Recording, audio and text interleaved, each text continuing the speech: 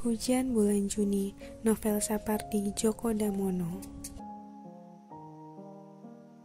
Ketika turun dari lantai 3 sebuah hotel di Bulak Sumur, dekat kampus UGM, yang ada di kepala Sarwono hanya satu, ke Malioboro mencari kios majalah. Kali ini, ia sedang di Jogja untuk kesekian kalinya atas perintah kaprodinya di Visip UI yang disampaikan ketika ia baru saja pulang dari penelitian yang menguras pikiran, perasaan, tenaga, dan entah apa lagi. Beberapa minggu lamanya, ia merasa telah menguji tenaganya mengumpulkan bahan yang diperlukan untuk sebuah penelitian berkelanjutan tentang apa yang dikenal sebagai daerah konflik di kawasan timur. Sudah sekitar seminggu ia berada di Solo, di tengah keluarganya, untuk membebaskan diri dari rasa capek yang tidak pernah dirasakannya sebelum ini. Dan begitu merasa agak mendingan, ia, atas permintaan sang penguasa prodi antropologi di Visip UI, langsung saja mengontak rekan-rekannya di UGM, mengusulkan untuk menyelenggarakan pertemuan mendadak, terbatas, demi menuntaskan penelitian terdahulu yang sudah lama terbengkalai tentang daerah pinggiran. Antara lain justru karena dianggap enteng pelaksanaannya. Hujan, bisiknya entah kepada siapa. Kata temannya yang menjadi redaktur budaya koran Suara Keyakinan, puisinya akan dimuat hari itu. Koran sore itu menyediakan ruangan khusus sastra setiap Sabtu. Tulisan Sarwono boleh dibilang menjadi pengisi tetap media cetak itu. Apa saja ditulisnya, dari sepak bola sampai politik, sesuai dengan janji kepada dirinya sendiri untuk tidak tergantung pada orang tuanya PNS yang gajinya pas-pasan saja untuk menyelenggarakan hidup.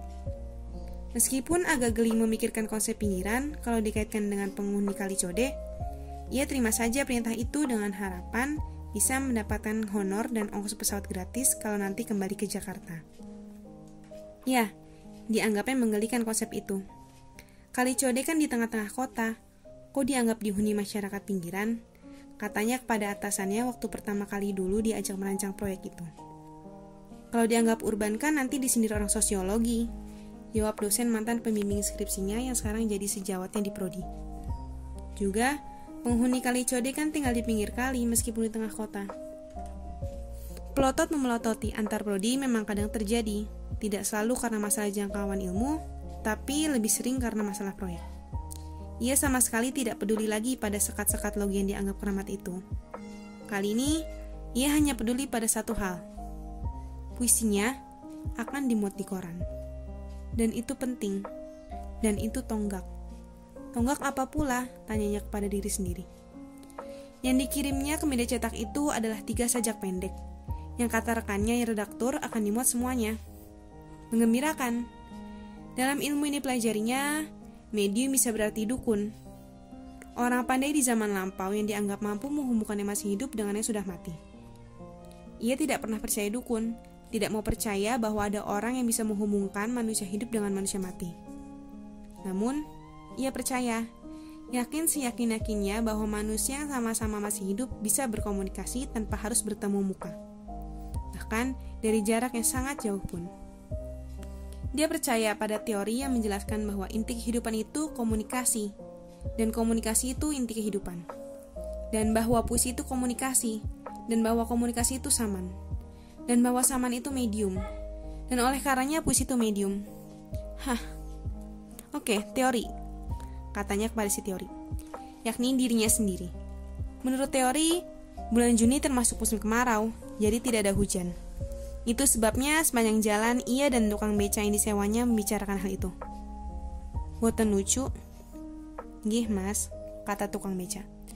Sarwono tidak tega menanyakan apa beda yang lucu dan yang tidak lucu. Di Jawa, apapun yang bisa dianggap tidak lucu bisa saja diterima sebagai sesuatu yang lucu.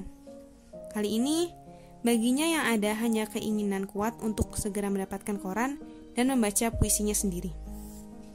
Penyair adalah pembaca pertama puisinya sendiri. Begitu menurut aksioma. Ia tidak ingin memperdebatkan benar tidaknya kata-kata mutiara itu, yang tentu saja jauh sekali jaraknya dari masalah lucu atau tidak lucu. Ini masalah komunikasi, katanya kepada dirinya sendiri. Ia jelas tidak punya nyali memasalahkan apa komunikasi itu sesuatu yang lucu atau bukan. Pokoknya, ia merasa pejah gesang direk komunikasi. Full stop. Dan memang benar, Ada puisinya di koran. 3 buah. Di sudut halaman yang pasti kalah meriah dibanding berita politik, kriminal, gambar-gambar yang semakin lama semakin berdesak-desak, dan iklan. Sekian detik dirasanya demamnya surut. Koran itu agak basah. Dijual di sudut pengkolan yang dikerudungi plastik warna biru. Ia langsung berlari kecil menghindari rintik-rintik hujan kecil.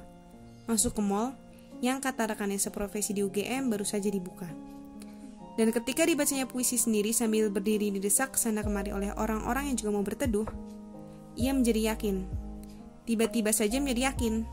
Seyakin-yakinnya bahwa seandainya dukun jadul memang benar memiliki kekuatan, maka puisi yang ditulisnya itu jelas melampaui kekuatan segenap dukun yang pernah, masih, dan akan ada di mana saja di dunia ini.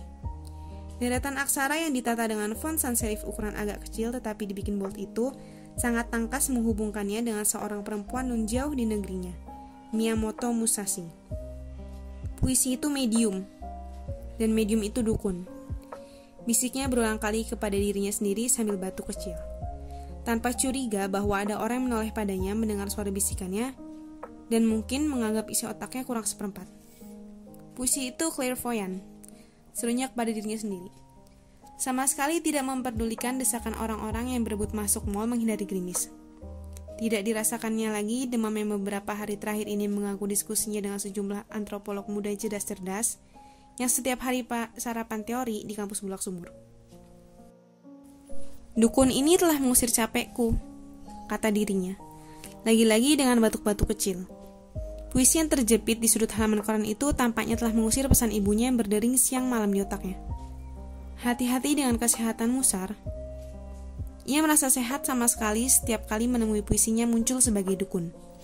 Sarwono memutuskan untuk cepat-cepat balik lagi ke Solo besok sehabis penutupan rapat di kampus UGM. Tidak sekadar agar ibunya tidak gelisah memikirkan kesehatannya, tapi terutama untuk melanjutkan mengistirahatkan dirinya agar batuknya tidak tersesat ke sesak napas. Ibu itu perawatnya perawat, dewinya dewi, tidak jarang juga tirannya tiran, katanya selalu kepada dirinya sendiri. Dalam pertemuan di ruang rapat pasca sarjana FIB UGM, dikatakannya, semakin masuk ke daerah yang sudah ditentukan, semakin bingung ia apa konsep pinggiran itu sebenarnya.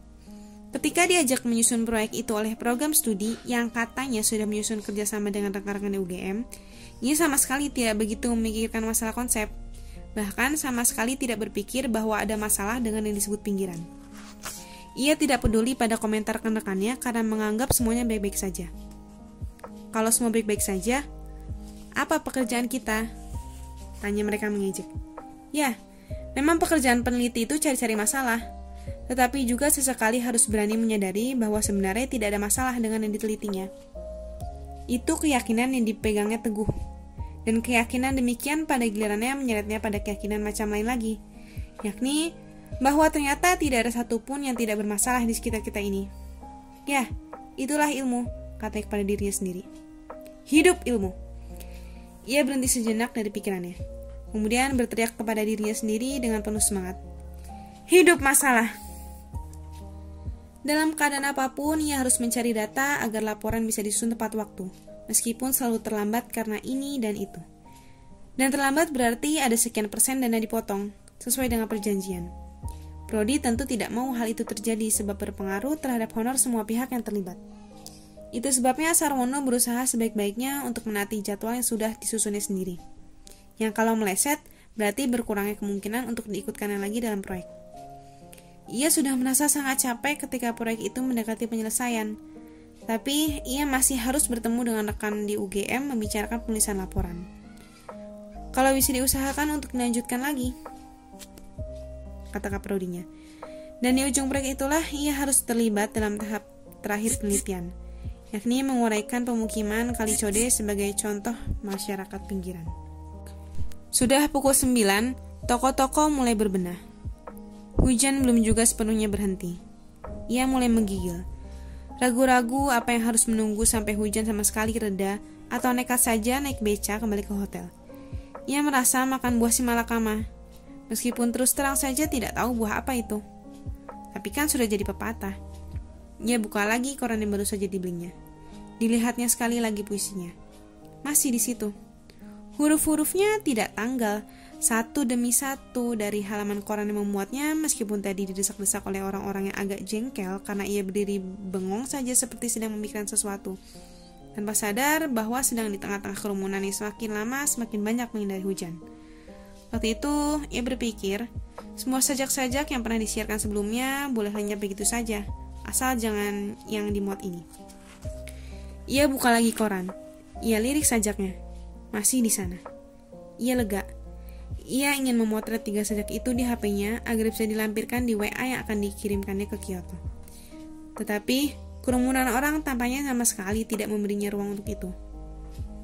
Tanpa aku kirim pun, karena puisi itu sama, tentu pesannya sudah sampai ke Kyoto. Ia merasa puas dengan pernyataannya sendiri.